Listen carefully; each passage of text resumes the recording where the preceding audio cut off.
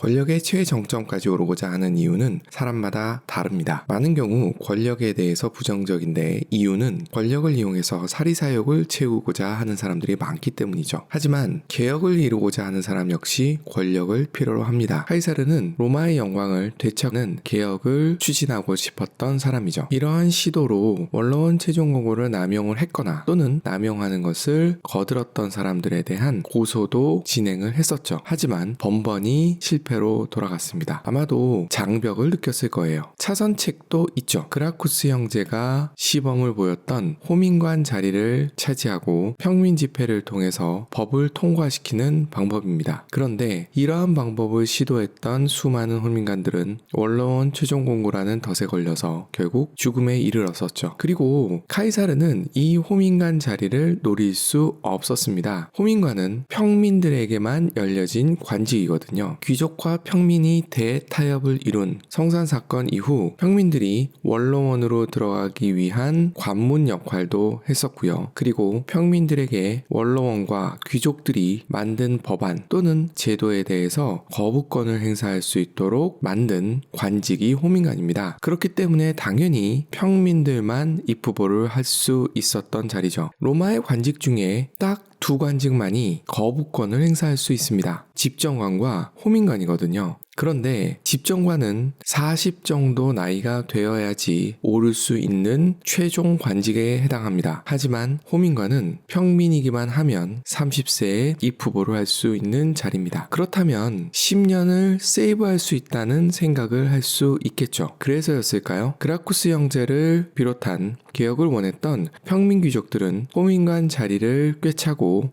개혁을 시도합니다. 번번이 깨지지만요. 어쨌든 카이사르는 뿌리 깊은 귀족 가문입니다. 물론 현재 상황은 몰락한 귀족의 수준이었지만요. 호민관에 출마할 수는 없습니다. 그러면 문제가 있는 부분을 개혁하고자 한다면 집정관이란 자리를 노리는 것이 당연해 보입니다. 이 집정관까지 이르는 관직을 코르수스 호노룸이라고 불러요. 명예로운 관직, 명예로운 경력 이렇게 해석이 된다고 합니다. 왜 명예로운가? 봉급을 받지 않습니다. 로마의 시민병 역시 원래는 봉급을 받지 않았어요. 로마 시민병 자격을 보면 어느 정도 땅이 있는, 다시 얘기해서 군 복무를 하고 있는 동안 가족과 노예들을 동원해서 경작할 수 있는 땅이 있는, 다시 얘기해서 일정 수준 이상의 자산이 있는 사람들만 시민병이 되었어요. 모든 시민이 시민병이 된 것은 아니라는 겁니다. 자신의 땅을 지키는 것이 시민병의 역할이었기 때문이죠. 마찬가지로 관직에 있는 사람들 역할도 로마를 지키는 것이고 그 뜻은 자기가 갖고 있는 재산, 가족 등등을 지키는 것입니다. 그렇다면 이러한 관직은 무급일 수 있는 거죠. 카이사르의 최초의 관직 아닌 관직은 제사장입니다. 관직이라기보다는 제사 의례가 있을 때만 잠시 봉사하면 되는 그런 위치인 거죠. 카이사르가 최초로 선거를 통해서 뽑힌 자리는 대대장 자리였다고 해요. 일반적으로 로마 군단의 장교는 귀족의 자제들이 자리를 차지하게 됩니다. 물론 일반 병으로 시작해서 능력을 보여주면 장교가 되기도 합니다. 하지만 대대장은 시민들이 뽑아줘야만 되는 자리입니다. 한 군단 보통 한 6,000명으로 구성된다고 하는데 레기온 들어보신 적 있죠? 이 군단에 20명 정도 있다고 해요. 로마가 전쟁을 치를 때는 20개 군단도 유지했던 적이 있어요. 그렇다면 대대장이라는 자리는 그다지 영향력 있는 자리라고 볼 수는 없습니다. 그리고 대대장으로 선출됐다고 해도 사령관이 장교를 선임할 권리를 갖고 있거든요. 그래서 대대장으로 선출됐다 하더라도 사령관이 선택해주지 않으면 전장에 나갈 수 없습니다. 그래서였을까요? 대대장으로 선출된 카이사르가 전장에 나간 기록은 보이지 않습니다. 사령관들은 원로원 의원들입니다. 그런데 카이사르는 원로원 최종 권고가 싫어요를 계속해서 부르짖었던 인물이에요. 당연히 원로원 의원들은 원로원이 싫어요로 들었을 것이고 카이사르를 뽑아줄 이유가 별로 없었을 겁니다. 20대 후반이었던 카이사르, 아직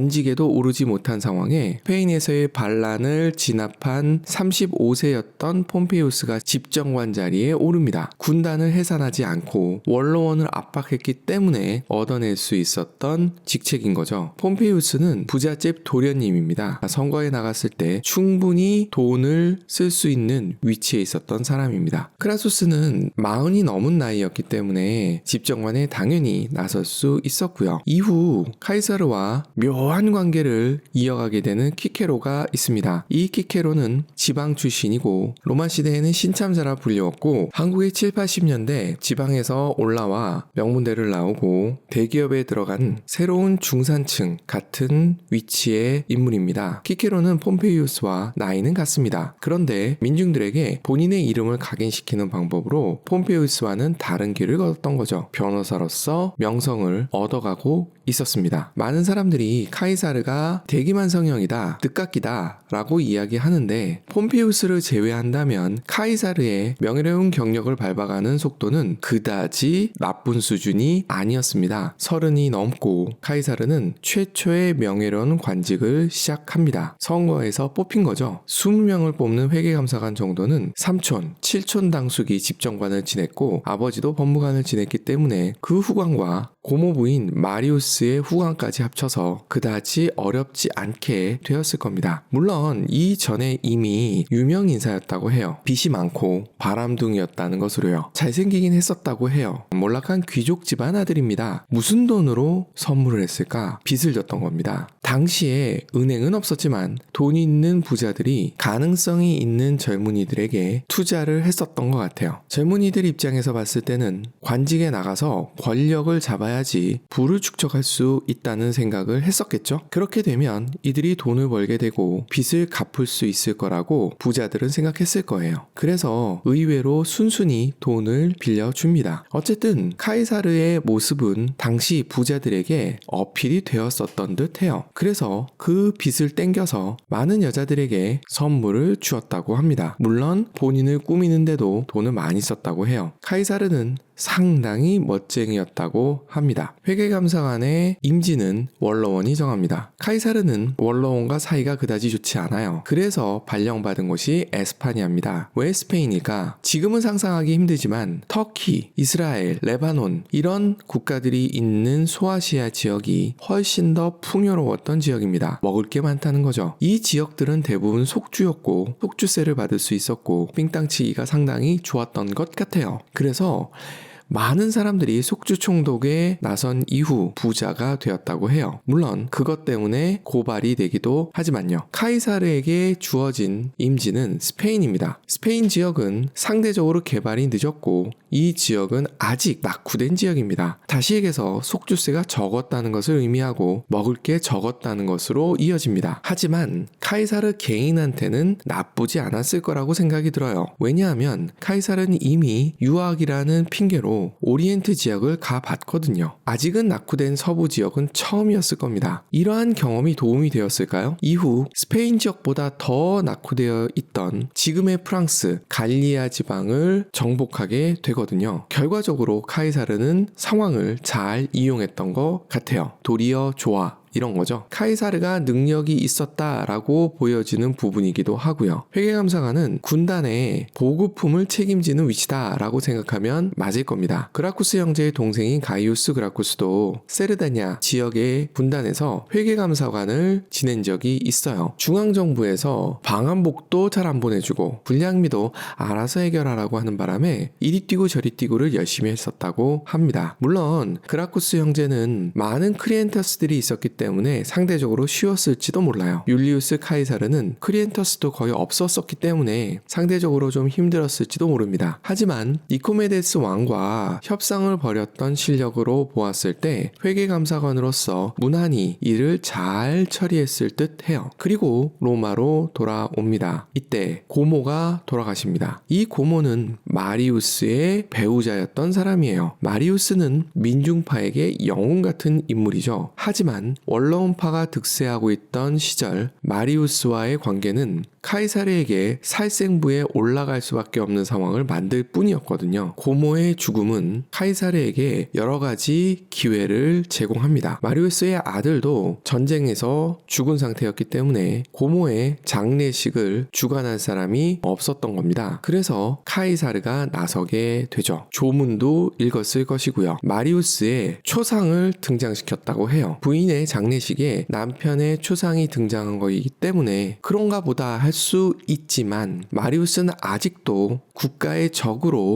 낙인이 찍힌 상태였어요. 원로원 입장에서 봤을 때는 눈에 거슬렸겠지만 그렇다고 해서 카이사르가 마리우스를 언급하지는 않았다고 합니다. 그런데 카이사르는 이때 사람들이 마리우스를 그리워하고 있구나 라는 생각을 했었던 것 같아요. 이후 안찰관이라는 수도 로마의 행정, 복지, 시설 유지 보수를 책임지는 관직에 올랐을 때 마리우스 동상을 복원하거든요. 이것 때문에 카이사르가 민중파다라고 이야기를 하는데 제가 봤을 때는 일종의 선거운동이었다고 보여집니다. 시민들의 환심을 얻어야 되니까요. 그리고 와이프인 코르넬리아 킨나가 사망합니다. 딸 율리아를 남겨놓고요. 재혼을 합니다. 술라의 손녀와. 그래서 카이사르는 당파를 규정짓기 어려운 인물이에요. 1년 쉬었다가 안찰관에 입후보를 합니다. 수도 로마 시민들에게 자신을 각인시킬 수 있는 기회예요. 수많은 공공행사를 할 수 있는 위치이기 때문인 거죠. 그런데 행사를 하거나 유지보수를 하거나 새로운 건물을 지으려면 돈이 필요하죠. 이 돈이 국가에서 제때 집행이 되면 좋겠습니다만 아닐 수도 있습니다. 특히 카이사르처럼 원로원과 척지고 있다면요. 국가 로마의 재정을 책임지는 사람들은 재무관이라 하고 이 재무관들은 주로 집정관을 지낸 사람들이에요. 이런 사람들이 민중파로 분류되던 카이사르에게 기꺼이 예산을 주었을 가능성은 별로 없죠. 그렇다고 해서 물러설 카이사르가 아니었습니다. 카이사르는 이왕 진 빚 더 지기로 합니다. 1억을 빌리긴 힘들어도 100억을 빌린 사람이 더 빌리기는 상대적으로 쉽습니다. 채권자 입장에서 봤을 때는 1억을 띄이는 건 몰라도 100억을 띄일 수는 없으니까요. 이렇게 빌린 돈으로 인기에 영합한 행사도 진행합니다. 320번의 검투 경기를 열었다고 해요. 오락을 선물한 거죠. 이런 일만 했었다면 카이사르는 카이사르라 불리우지 못했을 거예요. 아피아 가도, 로마 최초의 가도입니다. 이 가도를 대대적으로 유지보수를 해요. 이 도로는 군사용 도로이기도 하지만 경제를 활성화시키는데 굉장히 중요하죠. 경제인들에게 환심을 살 수 있는 좋은 방법이었을 거예요. 그리고 마리우스의 동상을 재건합니다. 하지만 원로원파는 특별한 행동에 나서지 않습니다. 왜냐하면 마리우스의 부인 카이사르의 고모의 장례식에서 마리우스의 초상을 본 시민들의 반응을 이미 알고 있었거든요. 그랬기 때문에 마리우스 동상 건립을 기분은 나빴겠지만 그냥 보아 넘긴 것 같습니다. 명예로운 관직을 수행하게 되는 사람들은 원로원 의원이 되거든요. 원로원 의원이 된 거죠. 그리고 나서 보여준 카이사르의 행보도 눈여겨볼 만해요. 안찰관이 된 이후 폼페이우스를 지지하는 모습을 계속 보여주거든요. 폼페이우스가 해적을 소탕하기 위해서 절대 지휘권을 요구했을 때 원로원파는 도리도리 했거든요. 문제를 해결하는데 나이가 어디냐라고 생각했을 수도 있고 이후 삼두 정치를 할 때 폼페이우스를 끼워 넣는 것으로 보아 장기적인 포석이라고도 볼 수 있어요.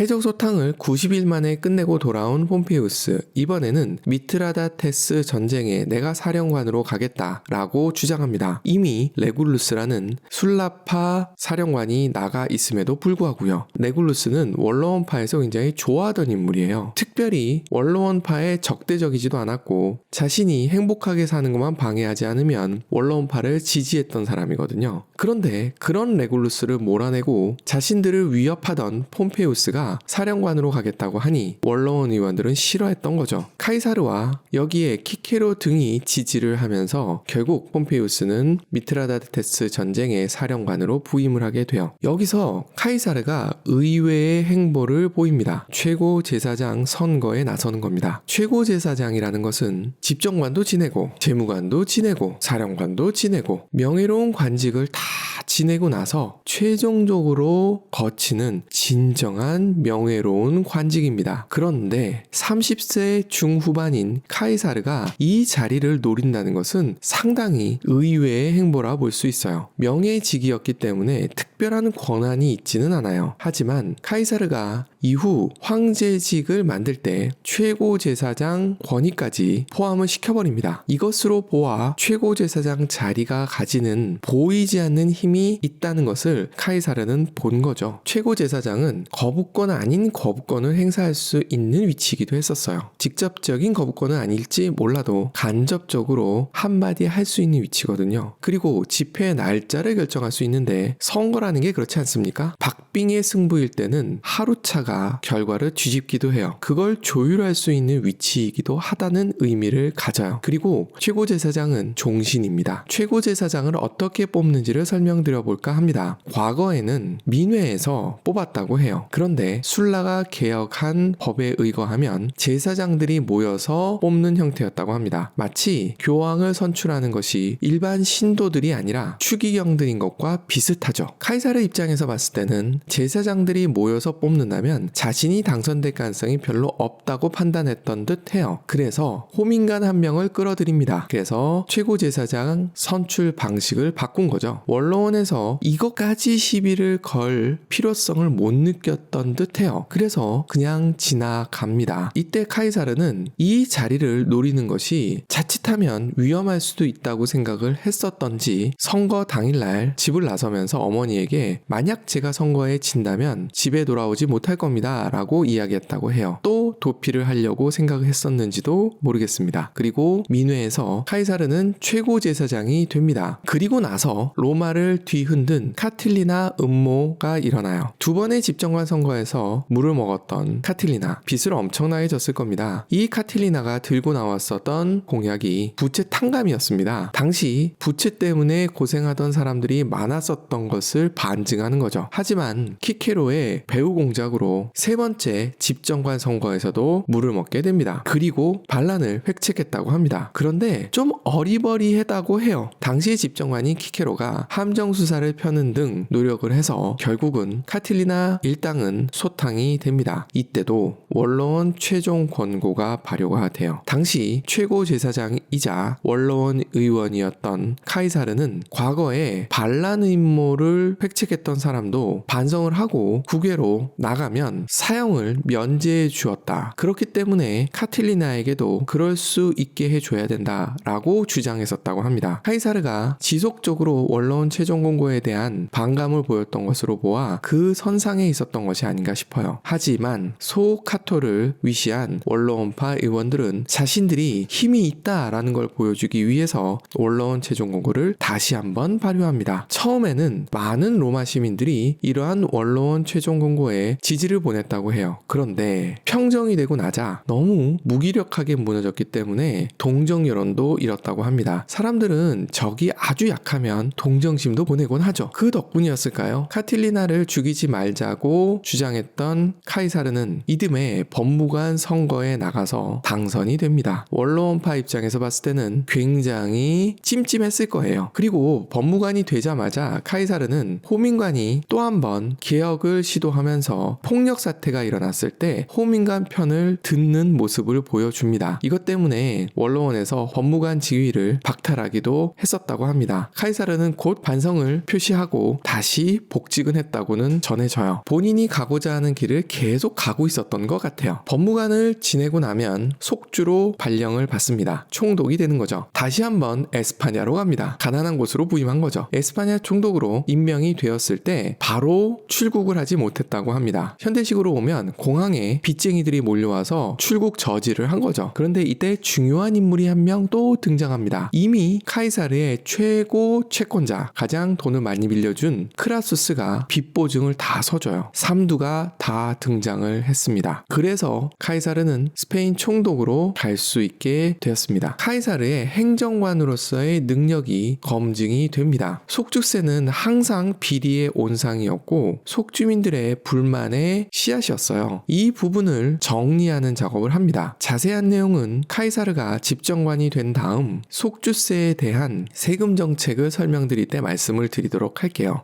동시에 에스파냐 일대에서 인재들을 계속 끌어모읍니다. 카이사르는 총독으로 부임했을 때 기본적인 골격은 만들고 유능한 인재들을 모아서 이들에게 시행할 수 있도록 했다고 해요. 인재 활용을 적극적으로 했던 거죠. 그리고 포르투갈 일대를 정복하러 나갑니다. 3마리 토끼를 동시에 잡으려 했던 것 같아요. 유능한 총독이었음을 사람들에게 알리는 것. 2번째, 인재 발굴 및 등용. 3번째, 개선식을 위한 군사행동. 포르투갈에서의 승리는 개선식을 허가받을 정도의 공적이었다고 해요. 그리고 카이사르는 로마로 귀환을 합니다. 하지만 원로원 의원들은 카이사르에게 그러한 영광을 주고 싶지 않았습니다. 그런데 카이사르에게는 집정관이 되고 개혁을 이루고자 하는 목표가 있었습니다. 그런데 원로원파는 폼피우스를 물먹인 경험이 있어요. 폼피우스가 미트라다테스 전쟁을 깔끔하게 해결하고 군대를 이끌고 이탈리아로 진군하고 있었습니다. 원로원파는 떨고 있었죠. 제2의 술라다. 그런데 폼피우스는 술라가 정한 법을 지킵니다. 이번에는. 그래서 브린디시라는 항구에 도착했을 때 군대를 해산을 해요. 사병 집단을 해산을 한 거죠. 그리고 나서 일부 장교들과 함께 로마로 옵니다. 그럴 때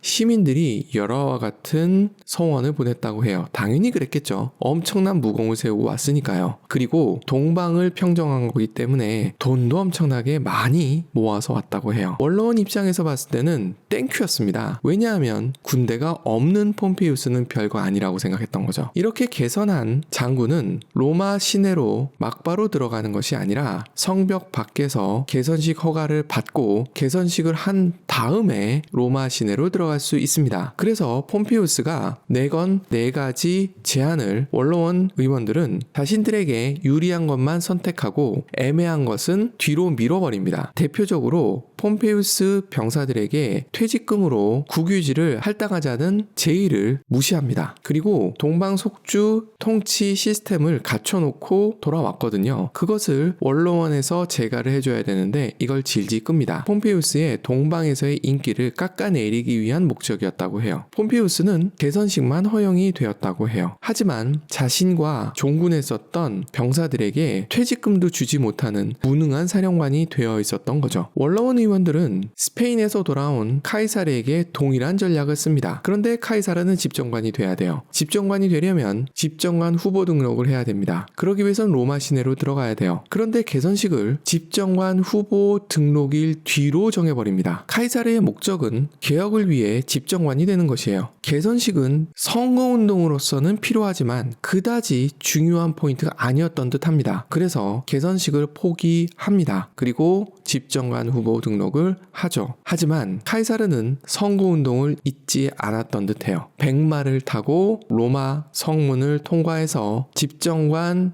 입후보 등록지인 카피톨리아 언덕까지 천천히 나아갔다고 해요. 카이사르는 쉽게 집정관이 되었을까요? 그리스 로마 시대에 투표는 돈이 있는 사람들에게 투표권이 더 많았어요. 카이사르가 민중의 인기를 얻었다고 해서 그것만으로 충분하지 않았던 겁니다. 도움이 필요했던 거죠. 물 먹고 고생하고 있는 폼페이우스. 이미 카이사르는 폼페이우스가 절대 지휘권을 원할 때 지지해줬던 경력이 있어요. 폼페이우스에게 다가갑니다. 당신이 제안했으나 원로원에서 거부한 장병들의 퇴직금 문제와 동방 속주 재편 문제를 해결해 주겠다. 폼페이우스는 자신의 사병 그리고 크리엔터스가 많았던 사람이에요. 여기에 인기까지 있었기 때문에 충분히 표를 끌어모을 수 있는 위치에 있었죠. 돈의 많은 기사계급, 경제인들을 끌어모은다면 선거는 확실히 카이사르가 유리할 겁니다. 그래서 본인의 최고 채권자인 크라수스에게 다가섭니다. 돈을 많이 빌려줬기 때문에 카이사르가 당선되는 게 좋았을 거예요. 여기에 폼페이우스와 집정관을 함께 보냈던 이력이 있는 것이 크라수스라는 부분을 집중해 볼 필요가 있습니다. 폼페이우스가 합류했다는 얘기를 듣자 크라수스는 당연히 숟가락을 얹고 싶었을 거예요. 그리고 동방속주 재편은 경제인 계급의 대표라고 할 수 있는 크라수스에게는 희소식이었던 겁니다. 아니, 경제인 계급의 대표가 아니었다 하더라도 동방속주 재편에 나선다면 크라수스는 확실히 경제인 계급의 대표가 될 수 있는 거죠. 이렇게 표를 확실하게 다져버린 카이사르, 압도적인 표차로 집정관이 됩니다.